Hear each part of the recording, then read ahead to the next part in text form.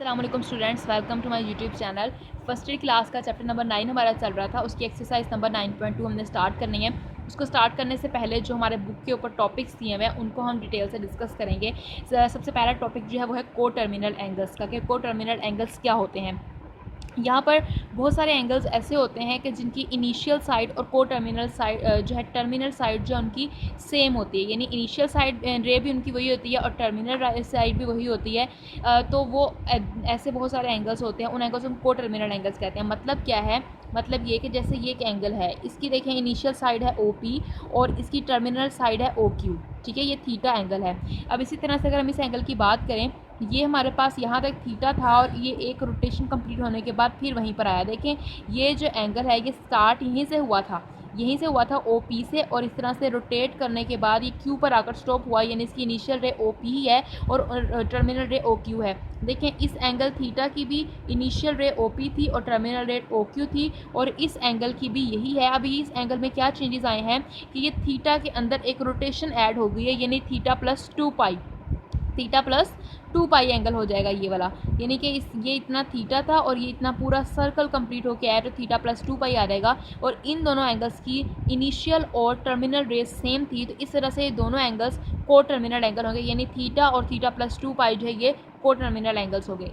ये हमारे पास एक रेवोल्यूशन के बाद आया है, ठीक है, एक रोटेशन के बाद आया। उसी तरह से अगर हम लोग बात करें कि अगर दो रोटेशंस की, यानी पर यहाँ थीटा था, एक चक्कर कंप्लीट हुआ, फिर दूसरा राउंड कंप्लीट हुआ, तो दो दफ़ा हमारे पास इसमें 2 पाई ऐड हुआ, तो थीटा प्लस 4 पाई हो जाएगा 2 रेवोल्यूशंस के बाद। तो इसकी इनिशियल रे भी OP है और टर्मिनल रे OQ है, तो ये तीनों एंगल्स क्या हुए, आपस में को टर्मिनल एंगल्स हुए। अब ये हम डिस्कस कर रहे थे एंटी क्लॉकवाइज रोटेशन में। देखें ये रोटेशन जो थी ये एंटी क्लॉकवाइज थी। पिछली वीडियोस में हमने एंटी क्लॉकवाइज और क्लॉकवाइज रोटेशन को डिटेल से डिस्कस किया था। तो ये एंटी क्लॉकवाइज रोटेशन, अगर हम क्लॉकवाइज रोटेशन करते हैं तब क्या होगा उसको देख लेते हैं।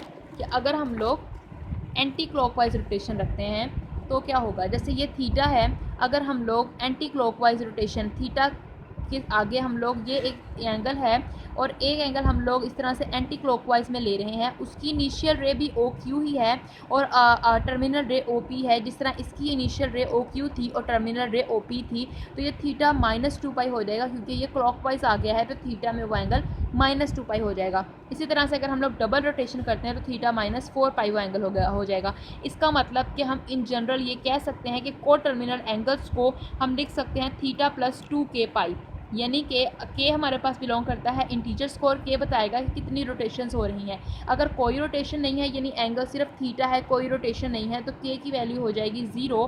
तो एंगल क्या आ जाएगा, theta plus 2 into 0 pi is equals to theta, तो एंगल थीटा ही रहेगा। और अगर 1 रोटेशन हो रही है, अगर एंटी क्लॉकवाइज 1 रोटेशन है तो के की वैल्यू आ जाएगी 1 pi is equals to theta plus 2 पाई।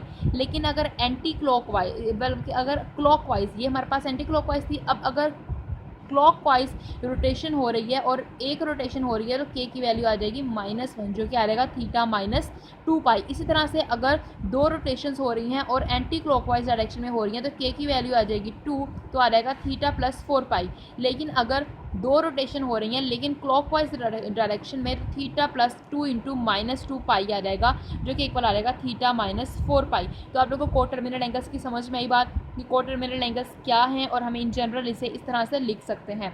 तो को टर्मिनल एंगल्स के लिए आपको बस अपने माइंड में ये रखना है कि ऐसे एंगल्स जिनकी इनिशियल और टर्मिनल रेस सेम हो वो हमारे पास को टर्मिनल एंगल्स कहलाते हैं। तो बहुत सारे एंगल्स एक दूसरे के को टर्मिनल, ये एक एंगल के बहुत सारे को टर्मिनल एंगल्स हम निकाल सकते हैं। देखें थीटा प्लस 2k पाई, इनफाइनाइट हम लोग एक एंगल के, यानी हर एंगल के इनफाइनाइट को टर्मिनल एंगल्स होंगे। समझ में आ गई बात, और हम लोग उन्हें निकाल भी सकते हैं इस तरह से। तो उम्मीद करते हैं हम लोग को वीडियो अच्छी लगी होगी, और अगर आपको अच्छी लगी तो इसे लाइक एंड शेयर कीजिएगा, और अगर आपने हमारे चैनल को अभी तक सब्सक्राइब नहीं किया तो प्लीज़ सब्सक्राइब कर दीजिए, बेल आइकन को ज़रूर प्रेस कीजिएगा। नेक्स्ट वीडियो में इसे नेक्स्ट टॉपिक हम लोग डिस्कस करेंगे। ओके, अल्लाह हाफिज़।